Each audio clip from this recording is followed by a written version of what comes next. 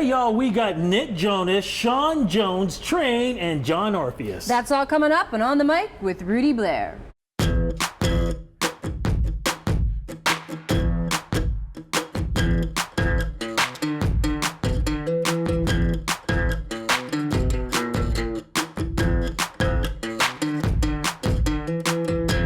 Welcome to On the Mic with Rudy Blair. I'm Liz Stenberg. And I'm your music man, Rudy Blair. And we're coming to you from Tattoo on Queen West, and we're going to start the show off with the heartthrob. Yeah, we're talking Nick Jonas. He's got a solo album. He's not with the Jonas Brothers right now. He's really beefed up. Buff. Yeah, and you're going to understand why too. All right, well, let's check that out. The buff Nick Jonas coming up. Nick, man, it is great seeing you, my friend, because the last time I saw you here in the 680 News Studios, you and your brothers were together. We were talking about the new album was coming out. And then after that, it was just like a couple of weeks later, found out that the guys were going to separate ways. I got to ask you right off the top, because if I don't, the fans are going to kill me. What happened? Why did you guys decide to take a break? Yeah, I think that, the thing for us was about sort of establishing that we're brothers first, and that relationship was the most important thing, besides even the work we were doing together.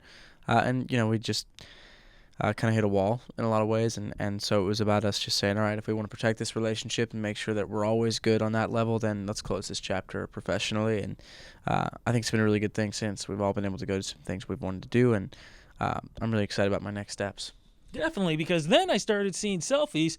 You, my friend, getting the body in shape.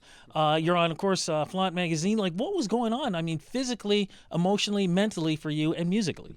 Yeah, it's been a big transition for everything, both emotionally, physically, and like you said, mentally, and just my approach. I think I'm stepping into these new, this new chapter of my life with a real open mind, trying to just take every experience and, from the music to the TV show I just finished shooting, comes out in 2 days. Everything about it is just about sort of saying, all right, cool, let's go to the next step and let's continue to build. And I'm really excited about the growth that I've had and the fans have had, and looking forward to all of these next moves. Now, during the summer, you released a single and video, Chains. What was that all about? Yeah, Chains is an amazing song that I was able to record. That I think was a really good setup piece for the record. Sort of shows the new tone, the new feeling that I'm going for. And then with Jealous kind of coming right after as the big first single with a radio push and everything else. It's been a really interesting couple weeks. Things really starting to take off, and I'm trying to just ride the wave right now and have some fun. Gave her my heart, but she won't hear my soul. She takes till I break and I can't get more. You got me in chains. You got me in chains for your love, but I wouldn't change.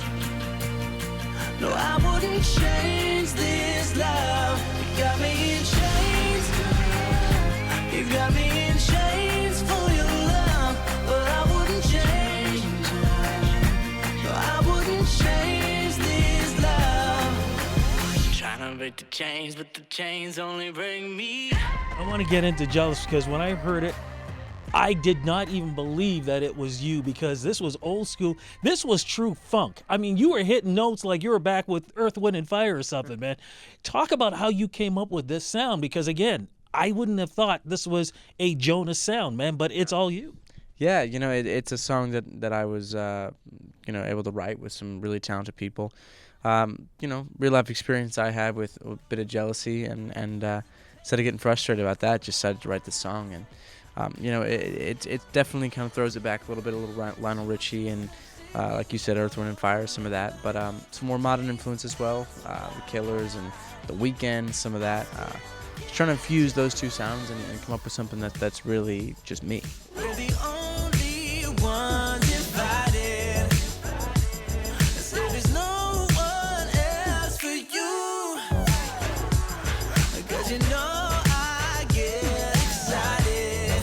Yeah, when you get jealous too, I turn my chin music up and I'm puffing my chest.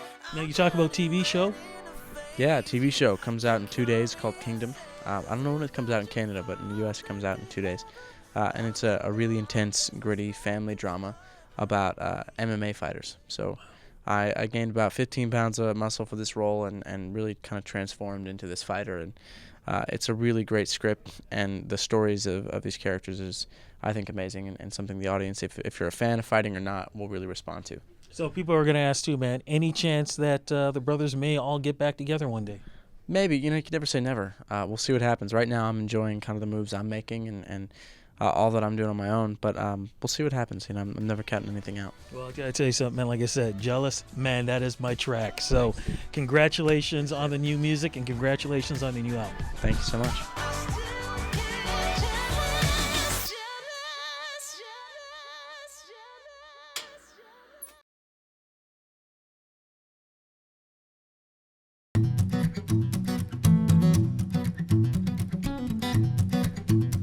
Welcome back to the show. Now, in this half, we are going to go from Toronto to San Francisco. Yeah, definitely, because we're going to be talking about one of the best R&B artists to come out of this city, Shawn Jones, who got to do something very, very special for an artist who's no longer here. And we're talking about Jeff Healey, one of the best blues guitarists of all time. He got to do something very special at a very special show. And of course, we're talking Train. Hey, Soul Sister, trust me, these guys are a lot more than just about that song. All right, well, let's check this out. Coming up first, Shawn Jones. Every guy has got you inside. Okay, wait a minute, man. This is what I always expect from you, man. You see. This is what I always expect from you, man. Beautiful music, and you just know how to just make the ladies' hearts melt, man. It's been a long time since we had a chance to talk, man. It has been a very long time. But listen, I have to say this, man. Listen, from the very, very beginning, back in the day, Rudy has supported Shawn Jones and all Canadian music, really, from the very, very beginning. And I just have to say thank you. From when, things don't always go great when you're an artist. Things go bad. You go up mountains, you go down valleys. Rudy has always been there. Every gala, every red carpet, always asking, Shawn, what are you doing? With new music coming? Da-da-da-da-da-da. And here I am again today. My friend, I absolutely appreciate that. It was surprising because we hooked up over at Canada's Walk of Fame. Absolutely. I was so surprised to see you not just walking the red carpet. You got to talk about what you ended up doing, because that's something very, very special for any musician. It was an emotional day, I can honestly say. But I have to give you the backstory first. Yes. So I'm sitting in the Soho with the president of Universal, Randy Lennox, and my manager, Jeffrey Latimer. And he just happens to start talking about, we're doing the Walk of Fame this year. This is Randy talking. We're doing the Walk of Fame. We're doing a tribute to Jeff Healey. And I said, hey, listen, if you're doing a musical tribute, are you going to do Angel Eyes? If you're going to do Angel Eyes, I just want to throw my name into the ring as someone to sing it. And I think they had already kind of pegged somebody else, but he was like, well, sing it then. And I couldn't remember all of the words, but I was like, this is my shot. So I just started singing it. Randy got on the phone, literally, after that, and called the production company and said, I think we have the guy to sing Angel Eyes for this show. And that was it. On Saturday was the Canada Walk of Fame show, and I performed Angel Eyes and See the Light. And his wife was in the audience, his father was in the audience, his kids were in the audience, and they rolled this beautiful tribute to him right before we did it, and it was just emotional. Like, I was having problems singing and looking at his wife because I felt like I was gonna tear up. It was just a really, really emotional performance. And what's the album going to be sounding like? Because I know you're working on that now as we speak. Yes, the album is, it harkens back to a time when there was strings and real live instrumentation. It's very organic, very soulful. Think Sam Cooke, think Otis Redding, think Al Green, like those type of records. 2014 though, with a little bit of Shawn Jones mixed in there. We've got probably around, 7, 8 originals on there. We've got some covers on there as well. We did a beautiful cover of Ray Charles's Nighttime is the Right Time. Absolutely gorgeous cover of that song. We did a great cover of Otis Redding's That's How Strong My Love Is. We did a great cover of, what's the name of that tune? Will You Still Love Me Tomorrow?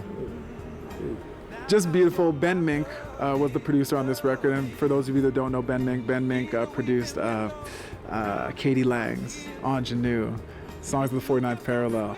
He knows what he's doing. I was in very good hands, and we crafted a sound that is very distinctly Shawn Jones. So it's coming out in February of next year. We're teasing you with the single Angel Eyes right now. You can grab it on iTunes. Go to my website, ShawnJones.tv. I'm pretty good at this. I was about to say, you think he was winning an award or something? He'd do it as Stevie Wonder. They go, and by the way, bye-bye album. Peace. Back on the road too? Absolutely. Next year we'll be back on the road for sure. Doing a lot of events right now, a lot of corporate events. We've done a couple David Foster events. I played Carnegie Hall last year, which was an absolutely amazing time. So we're doing some things. There's some things that are happening, and I'm very, very excited, and I'm very blessed to still be in the position that I'm in and get another shot to do what I love. And I'm just happy. Well, look, my friend, I'm happy for you, and please come back on the show again, because I know you got a lot more that's going to be happening in the future. Oh, absolutely. Rudy, thank you once again, man. You've always supported. And once again, folks, if you can, tune in to the Walk of Fame on December 19th. It's on Global. You're going to really, really enjoy it. It is an amazing show. Hey, can you sing us out just something really quick? Just whatever you got? Oh, man. I know, I'm wearing you out. Yeah, I mean, on this, you know what? I won't even use the guitar on this one. I'm just going to do a little a cappella type thing. Go for a cappella, my friend. All right. 1 in a million. Baby, my heart wasn't sweet enough. Well, this thing was just too broken. Now, baby girl, I'm home. One little heartbeat. Baby, my heart wasn't right alone, no. Well, some things you have to hold to. Now, baby girl, I'm home.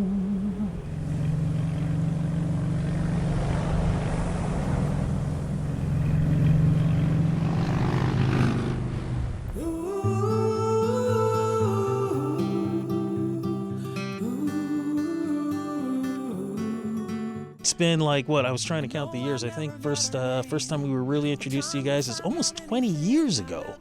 And the landscape has really changed. You got a lot of artists out there that you guys have influenced. When you think about the bands who are out there now that have kind of followed down your road, I mean, how does it feel knowing you've influenced a lot of groups out there? You know, it's pretty great. We were just in LA recently, and there was a magazine there called The Music Connection that it's like the musician's Bible in Los Angeles, and I used to hunt through it for bands to join and guitar players, singers to meet and stuff. And I was looking through it recently when we were in LA, and there were a lot of bands looking for, guitar players or singers in the style of Train. And it's kind of flattering that, you'll hear like ukulele on TV commercials a lot after Hey Soul Sister came out, and it's flattering. It's nice that people seem to be listening and digging what we're doing. And you know what? And you just said it with Soul Sister. I mean, your songs are still played, and it still sounds fresh. What's the secret for you guys, man, to be able to do that? I'll love her till my judgment day. I don't know what keeps it fresh, man. I'm just stealing from young kids now. So it's like a back and forth thing happening here. We stole from Zeppelin and David Bowie in the beginning. 20 years later, we're stealing from, whoever the youngest and coolest is. I don't know. Like a sunrise made of white lies. Everything was nothing as it seems. Having another song on the radio is cool, but having a song that people care about is like really amazing, and something that people would want to sing along with and also have a part of their lives. And so shooting for that is shooting pretty high, but we'd rather die by that than live by trying to make it by making dollars or something. I hear voices calling all around. I keep falling down. I think my heart could pound right out of me. I see a million different ways to never leave this maze alive. Charities you guys have in San Francisco. I do believe, with wine, I do believe? Talk a little bit about that, please. Yeah, I started drinking wine again. That's the charity. The truth is we have a company called Save Me San Francisco Wine Company, and we also make chocolate with Ghirardelli which is a San Francisco-based chocolate in America, which is it's the best there is in America. And so we've teamed up with these great, makers of great food and wine, and then we donate a lot of those portions to Family House, which is an amazing group of people that are in San Francisco that house lower income families and their children when they have to, bring their sick kid to UCSF hospital, which really they specialize in, children cancers, a lot of brain cancers and terrible things that you would never want your children to ever live through or go through, I should say. You want them to live through it, but you don't want them to go through it. And to be a part of all of that is like, it's really good for us as humans because we get to see what really matters. And, like record sales and stuff, you go like, oh yeah, that's right, there's real life. And so it's lovely. We go there as often as we can to connect with everybody, and we feel like there's not a better way to spend the extra money that we have, but also the time that we have. Life is but a dream. I was shot down by your love, my angel in blue jeans.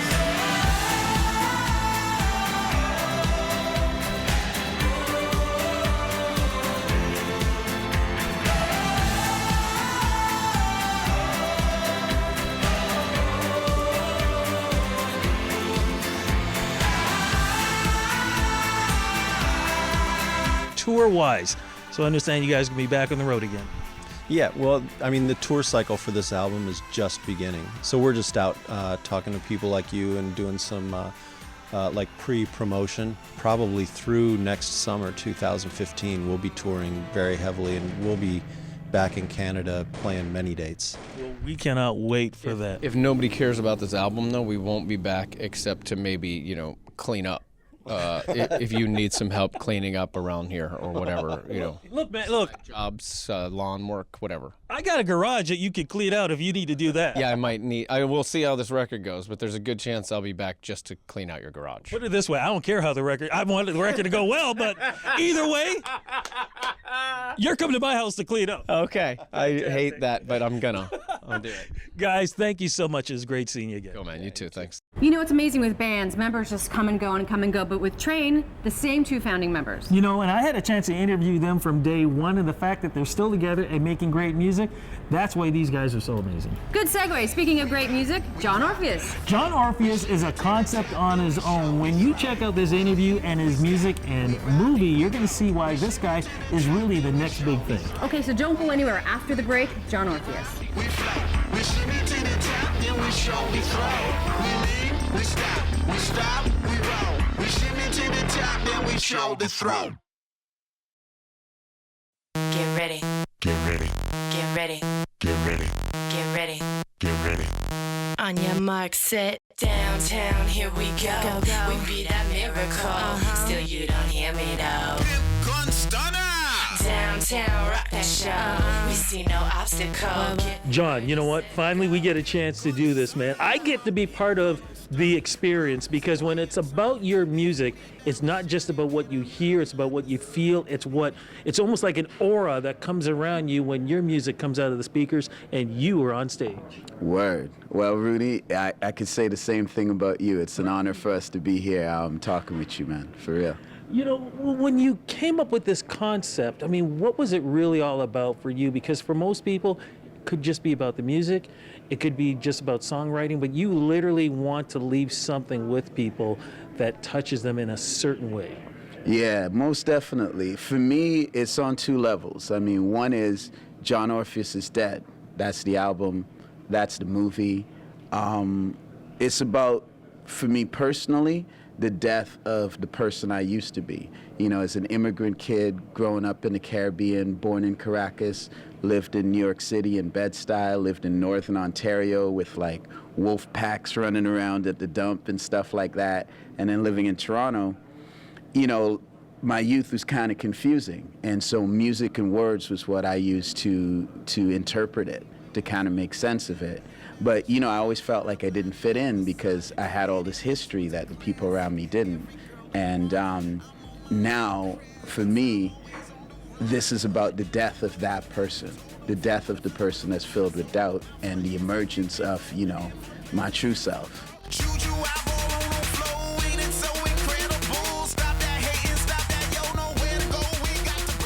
What we're trying to show is, obviously, we're in a presentation, but what we're trying to show is that the presentation is just the surface, and it's what's underneath. It's your attitude, it's the mind, it's the focus, it's the intent that actually is the point. So, you know, that's why we say, you see, they say they want my pimp gun on stun. My Uzi weighs a ton, but who need diamonds shining when I'm blinding like the sun? You know, so it's like, it's about your attitude. And I think if you listen to that album, the attitude and the story and the focus and what we're all about, you know, it comes across very clearly, regardless of whether it's rock and roll guitars or 808 breakbeats. We don't like rules. We never really ask permission. We occasionally ask forgiveness, but never permission. And the three things, our core values, are simply this: be creative, be bold, be inspiring. So, you know, be creative means simply make things. You know, a lot of what you see here is, you know, we create our world. We create the world we want to see. Be bold simply means that there's a lot of stuff out there, a lot of chatter, so you need to be decisive in your choices so that you cut through the noise. And be inspiring, that's our personal favorite. What it means is simply care enough to give people around you what they need, not necessarily what they want.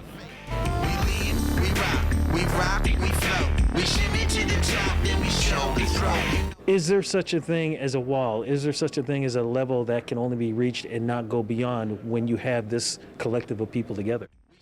Absolutely not. I think the fact that it is us as a collective means that we can always be pushing it further, and that's how we've always done it. Our first performance was about a year ago, and since then we've come already such a far way. We were always pushing the limits, always seeing how can we take it to the next level. And the thing is, we really value everyone as part of this experience, and we draw on everyone's influences. So, Homie, are you ready for the flash of the lights and the lipstick bites? All right. As far as the movie, John Orpheus is Dead, it's really about the media. It's about the modern media. It's about today. I mean, the concept of John Orpheus being dead has a lot to do with the fact that, as you know, working in the media, you understand that, you know, a lot of the old rules have changed. A lot of the ground beneath our feet is sort of not as firm as we thought they were. And it's about that, and it's about the media, and it's about who controls it. And we personally feel that the creators, the people who bring the energy and life, and the people that make things and make statements and have a voice, those are the ones who should be in control of it.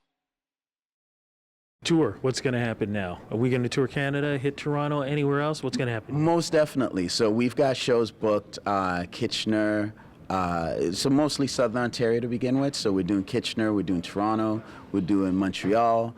We're talking about Halifax right now, so really the corridor from Halifax to Toronto, that's where we're going to hit.